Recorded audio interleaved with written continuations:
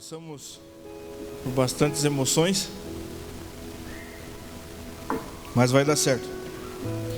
Queridos, eu quero conversar com vocês um pouquinho hoje sobre os primeiros discípulos. E tem uma peça-chave sobre os primeiros discípulos. Talvez a gente olhe assim para os primeiros discípulos e fale assim: Jesus passou, chamou e eles saíram atrás de Jesus. Mas existe por trás ainda disso, queridos, onde o Espírito Santo tocou meu coração sobre isso, que é João Batista. Se a gente pegar e falar assim hoje com vocês assim, sobre João Batista, quem é João Batista? A gente vai falar assim: ele batizou Jesus, certo ou errado? E morreu no assunto, né? Deixa eu só arredar aqui que eu já tive uma experiência aqui. Então o que acontece? Se a gente fala em João Batista, queridos, fala assim: não, ele batizou Jesus e está tudo certo. Mas tem uma história por trás disso, né? João Batista, ele é filho de Zacarias e Isabel. Isabel, ela era estéril, queridos, ela não poderia ter filhos. E foi no mesmo tempo que o anjo desceu e falou com Zacarias, o anjo também desceu e falou com Maria sobre Jesus. Depois de aproximadamente 6 a 7 meses, a Bíblia fala em Lucas que o anjo desce e fala com Maria também. Então, ali começa, queridos, a história de João Batista. Um anjo desce e fala com Zacarias que ele ia ter um filho, fala o nome do filho, que seria João, e ele teria que colocar o nome de João no filho, e o João Batista começa ali. E aí um aspecto bem interessante que eu peguei, que o que me chamou mais atenção foi que Zacarias, queridos, ele começou a profetizar sobre o filho dele. Olha o que Lucas 1, 76 e 77 nos fala: e você, meu filhinho, será chamado profeta do Altíssimo, pois preparará o caminho para o Senhor, dirá ao seu povo como encontrar salvação por meio do perdão e dos seus pecados. Então ele já começa a falar desde cedo ali com João: você vai preparar o caminho. Queridos, e talvez nós precisamos nos colocar nessa situação, porque nós somos chamados para quê? Para preparar o caminho. E aí, se nós olharmos e falar assim: não, mas Jesus vai passar e vai chamar, mas se nós não começar a preparar o caminho, pessoas não vão entender o que está acontecendo. E como eu creio que naquela época estava acontecendo isso, João, ele estava preparando o caminho para a passagem de Jesus. E nós olhamos para João assim, só como batizou Jesus e está tudo certo. E não, queridos, João, ele tem um processo até chegar ao batismo. Ele vem preparando tudo, ele vem falando com o povo, ele vem dando a boa notícia, as boas novas, que viria o Messias. E o impacto, queridos, da mensagem de João, ela começou a chegar às multidões. Começou a vir gente de Jerusalém, da Judeia, para ouvir as mensagens dele. Por quê? Porque esse povo começou a se interessar nisso. De quem será que João está falando? Quem será que é esse cara que João está falando? E talvez hoje eu e você, nós temos ficado muito calados, porque pessoas talvez não tenham se interessado em quem é Jesus, quem é o Messias. Por conta do quê? Por conta que eu me calo. João, ele se calou? Sim ou não? Não, queridos. Ele começou a preparar o caminho. E nós somos chamados a preparar o caminho. Mas o que tem a ver isso com os discípulos? Porque as pessoas que seguiam João passaram a ver Jesus por conta do que João falou. Olha o que fala em João 1, 35 e 39. No dia seguinte, João estava novamente com os 2 dos seus discípulos. Quando viu Jesus passar, olhou para ele e declarou: vejam, é o Cordeiro de Deus. Ao ouvirem isso, os 2 discípulos de João seguiram Jesus. Jesus olhou em volta e viu que os seguiam. O que vocês querem? Perguntou. Eles responderam: Rabi, que significa mestre, onde o Senhor está hospedado? Venham e vejam, disse ele. Era cerca de 4 horas da tarde quando o acompanharam até o lugar onde Jesus estava hospedado e passaram o resto do dia com ele. Queridos, João Batista, ele aponta Jesus como o Cordeiro de Deus, certo? E aí o que acontece? Aqueles discípulos, eles se interessam por aquilo. E o que eles fazem? Eles saem atrás de Jesus. Jesus os conhecia? Sim ou não? Não conhecia, queridos, não sabia quem que ele era. E o que Jesus faz? Quando eles perguntam: onde que você está? Venham comigo e eu vou te mostrar. Cerca de 4 horas da tarde, passaram o resto da tarde ali com ele. Quantas pessoas, queridos, que simplesmente chegam para nós e perguntam: onde você mora? Num lugar aí. O que você faz? Não é da tua conta. O que você tem? Não precisa você saber. Foi isso que Jesus fez? Sim ou não? Jesus chama eles: vem aqui que eu vou te mostrar onde que é. Vamos lá ficar comigo. E aqui Jesus, queridos, ele cria um vínculo de amizade, sem nem conhecer eles. Ele cria um vínculo de amizade, aonde essa amizade, queridos, ela traz o discipulado. Ela traz mais pessoas para perto. Você é bem chegado aos teus amigos, sim ou não? Sim. Você sabe coisas dos teus amigos bem além, né, do que às vezes deveria saber. Sim ou não? E gerou isso por conta do quê? Por conta de uma amizade, por conta de algo que é verdadeiro. E o papel, queridos, que nós precisamos ter é testemunhar como nós devemos apontar Cristo, queridos, para as pessoas. Porque talvez quando nós estamos numa roda de amigos, nós olhamos para aquilo e entramos na conversa deles e não apontamos Cristo dentro da conversa. Simplesmente nós estamos na conversa e aquilo ali gira e gira e gira, e a mulher fala mal do seu marido, o marido fala mal da sua mulher, e aquilo vai girando, vai girando. Cadê Cristo na conversa?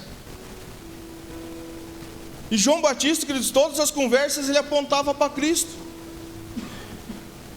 Todas as conversas que você pegar ali com os discípulos dele, ele apontava para Cristo.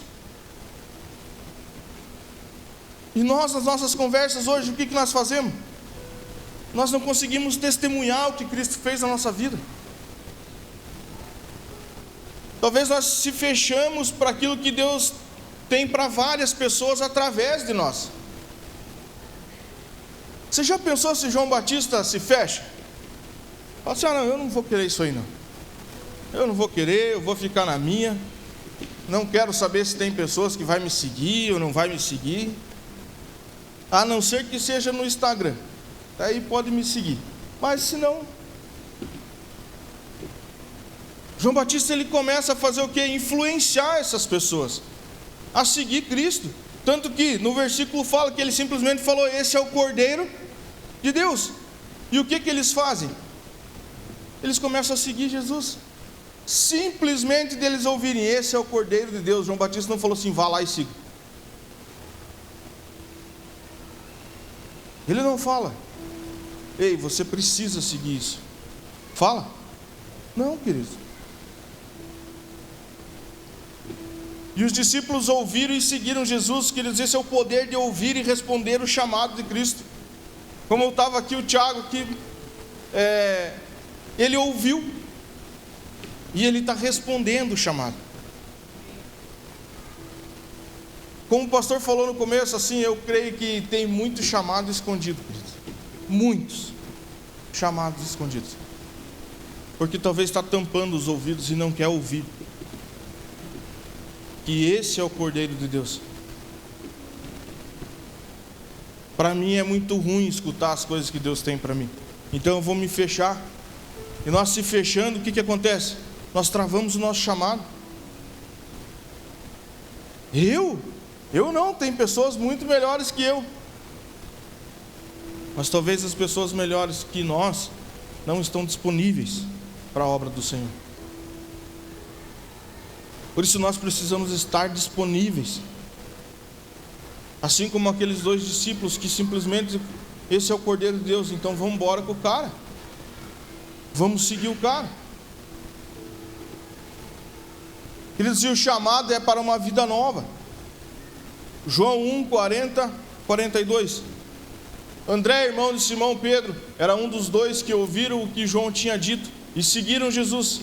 André foi procurar seu irmão Simão e lhe disse: encontramos o Messias, isto é, Cristo.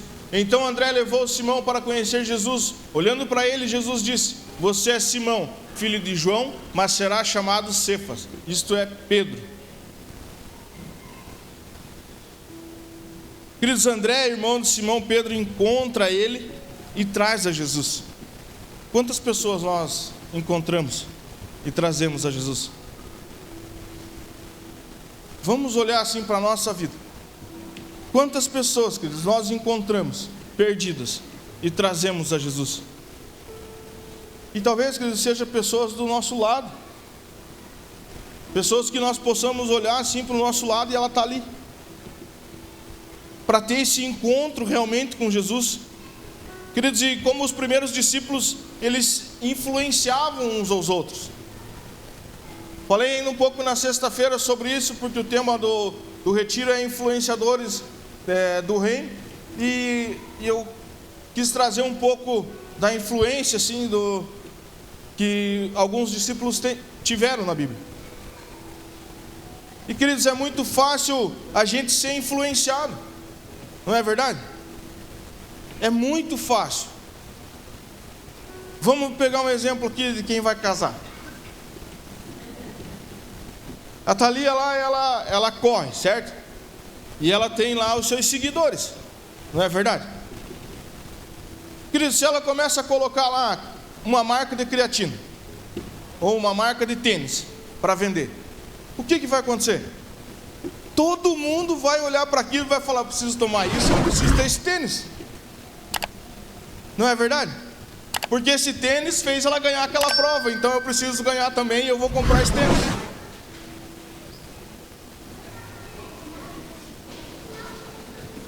Vocês estão entendendo que a influência é grande?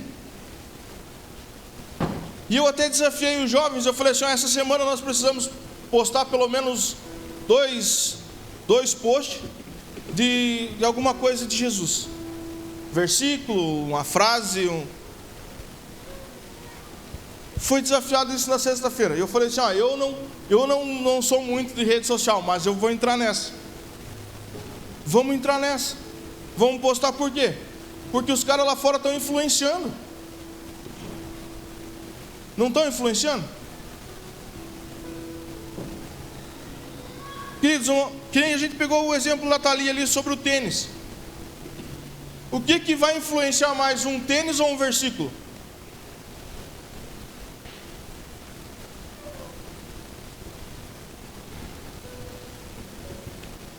Com certeza é o tênis. Com certeza. Por quê? Porque a pessoa gosta de olhar e falar: nossa, eu estou com tênis igual a Thalia. Vejo meu tênis igual a Thalia. Agora, aquele Zé lá que postou um versículo, nem fala comigo isso. Que está tão fácil do mundo entrar em nós, e tão difícil de nós entrar no mundo. Por quê? Porque nós não temos essa cultura de influenciar as pessoas. Assim como aqueles dois discípulos, os dois viraram 12, não viraram?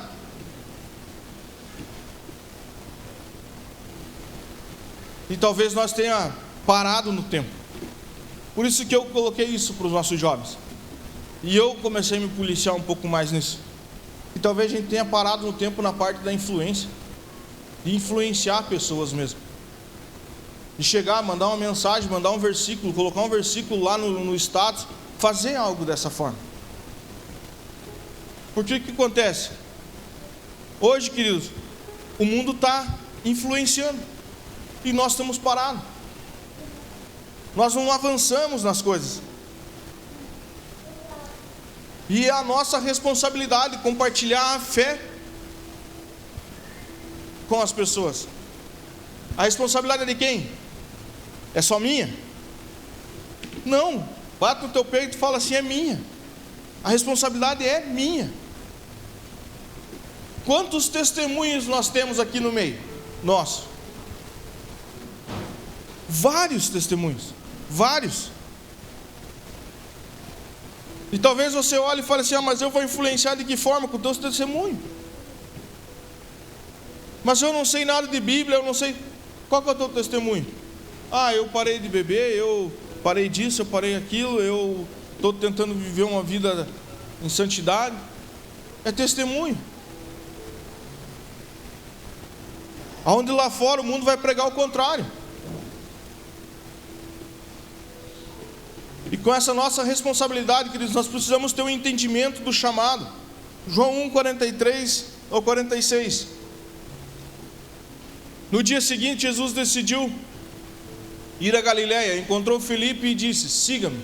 Filipe era de Betsaída, cidade natal de André e Pedro. Filipe foi procurar Natanael e lhe disse: encontramos aquele sobre quem Moisés, na lei, os profetas escreveram. Seu nome é Jesus de Nazaré, filho de José. Nazaré, exclamou Natanael. Pode vir alguma coisa boa de Nazaré? Venha e veja você mesmo, respondeu Filipe. Queridos, Jesus ele chama Filipe, e Filipe corre encontrar Natanael. E Natanael ele é cético, queridos. Tudo tem que ser no jeitinho dele ali. E ele olha e fala o quê? Pode vir alguma coisa boa de Nazaré? Quantas vezes nós fazemos essa pergunta? Pode vir alguma coisa boa de Nazaré? Quantas vezes nós somos céticos? Precisamos examinar tudo? Não, primeiro eu preciso dar um passo aqui. Se eu não afundar o pé, daí eu entro um pouco mais. Querido, você já pensou se o pastor Tiago e a pastora Daila ali fossem céticos? Examinar tudo primeiro para daí ir? Daria certo? Com certeza não.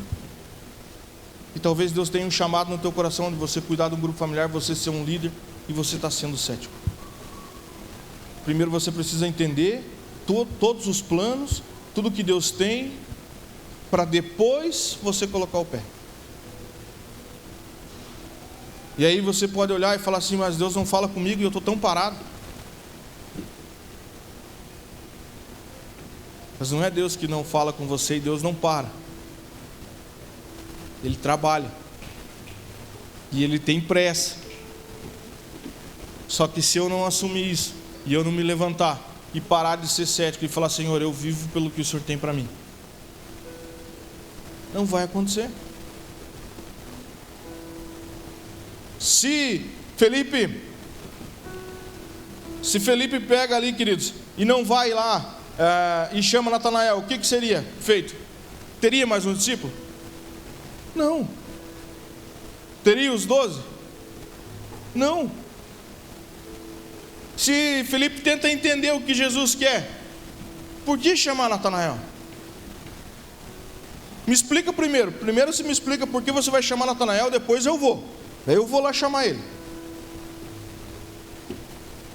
E assim é conosco. Talvez Deus te dá uma palavra para você falar com o irmão, você fala assim: não, primeiro você me explica por que eu tenho que falar essa palavra. Fala por quê, por que eu tenho que ir lá, por que eu tenho que visitar. Não recebeu, o Tiago não falou do testemunho do pastor Hans? E do nada chegou lá e tal. E se ele fala assim: por que eu tenho que ir lá? Me fala primeiro por que, daí eu vou.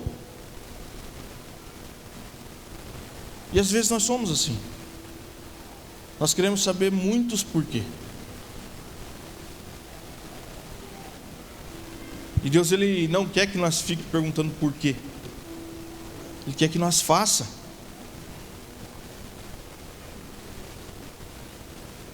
A importância, queridos, de perseverar na fé, mesmo diante de pessoas céticas. A importância de Felipe perseverar com Natanael e falar para ele: vamos lá, cara, vamos lá.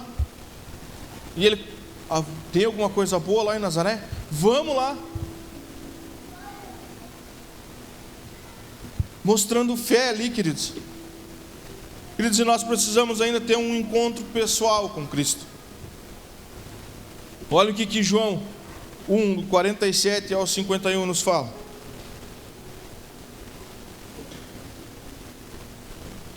Esse encontro, queridos, é o encontro de Natanael com Jesus.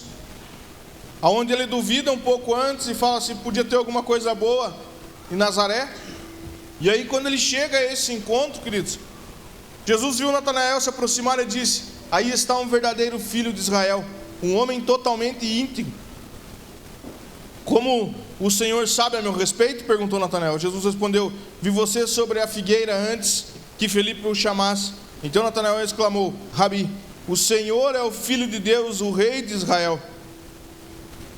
Jesus lhe perguntou, você crê nisso porque eu disse que vi sobre a figueira?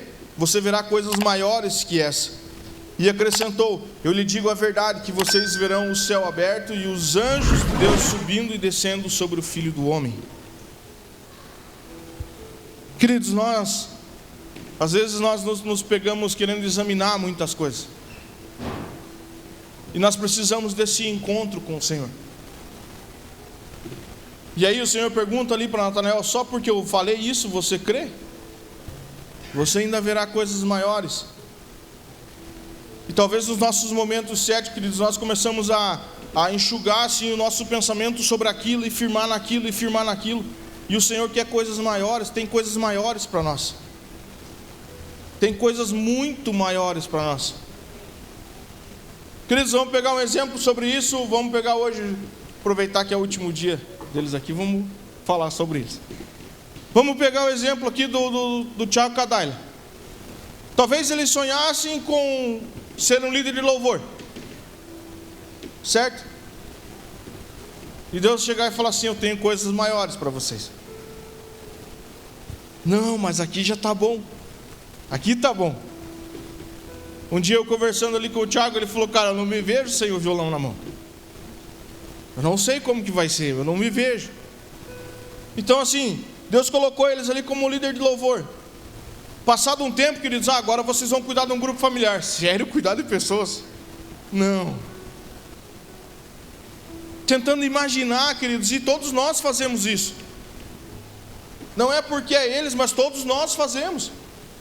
Ah, sério, cuidar de um grupo familiar? Vocês terão coisas maiores. Coisas maiores. Começam a cuidar de um grupo familiar. Daqui a pouco eles são despertados a discipular pessoas. Discipulado, cara, você não tem noção que é um discipulado. Nossa, o discipulado. Às vezes conversava ali com o Thiago, ele quase chorava. O discipulado. Mas queridos, Deus foi trabalhando. Deus foi trabalhando. Não tente entender as coisas, não tente entender. Chegou um dia ele me falou, eu não estou entendendo nada do que está acontecendo. Nada do que está acontecendo. Precisa entender? Não. E aí chegou a hora, vocês vão ser enviados para Campo Largo. Queridos, nós mandávamos mensagem ali um para o outro. E agora, como que vai ser? Como que vai ser? Vocês terão coisas maiores. Maiores. Queridos, você acha que vai parar Campo Largo? Sim ou não? Não vai. Não vai porque, queridos, se nós não formos céticos de querer entender todas as coisas de Deus para a nossa vida, é abundância. As coisas de Deus sobre a nossa vida é abundância. Eu que me retraio e falo assim, não, Deus...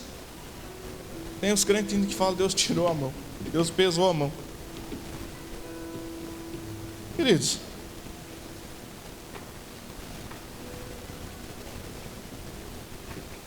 Jesus, ele conhece Natanael como um verdadeiro israelita. Jesus conhecia o coração de Natanael, assim como ele nos conhece. Ele sabe quem nós somos.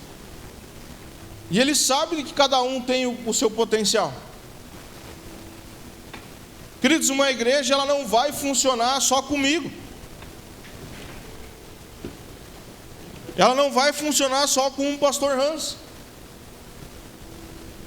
Ela não vai funcionar por quê? Porque eu preciso dele, ele precisa de outro irmão precisa, para complementar tudo. E as coisas começar a crescer. E não adianta nós bater no peito e falar assim, eu sou o bom. Porque eu penso reto e eu sou bom e ninguém tira isso de mim. Nós precisamos uns dos outros. Necessitamos uns dos outros. Precisamos olhar para o lado de influenciar também. Talvez você olhe e fale assim, mas eu estou muito velho às vezes para influenciar. Queridos, nós temos um blogueiro que já é mais de idade. E influencia. Não influencia, seu Jorge?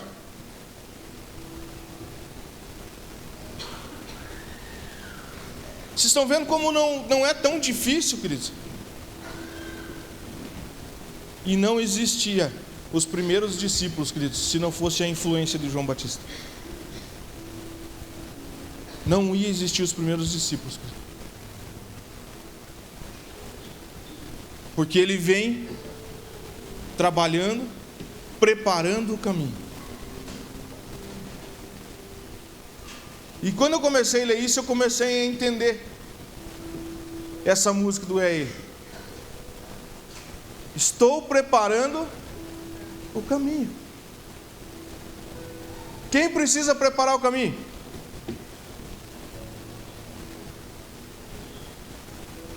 E qual caminho nós temos preparado?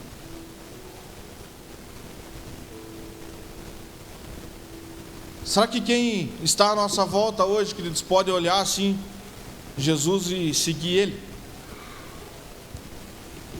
Ou será que quem está à nossa volta às vezes pode olhar Jesus e recusar Ele?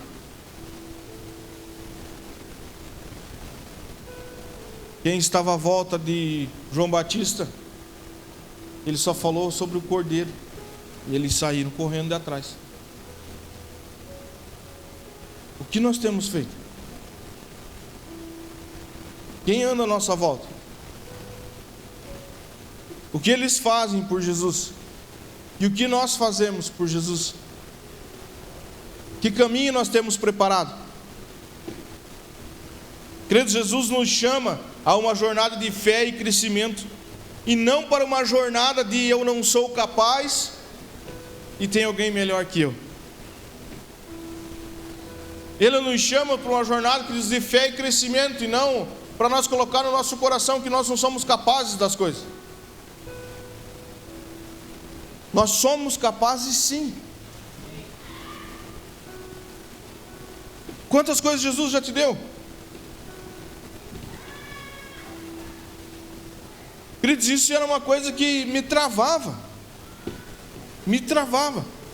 Ainda eu lendo sobre a palavra, fazendo ali a palavra hoje, e eu pensando assim, cara, a igreja vai estar cheia, e talvez eu não seja capaz.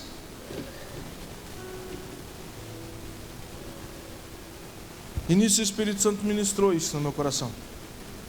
Nós somos chamados para fé e crescimento, e não para uma jornada, queridos, que eu não sou capaz. Nós somos capazes. E o Espírito Santo, ele nos conduz.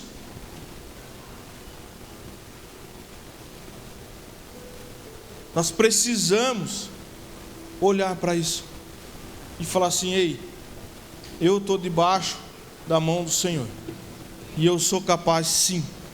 Ele me conduz. Amém? Você recebe essa palavra no teu coração? Amém? Queria chamar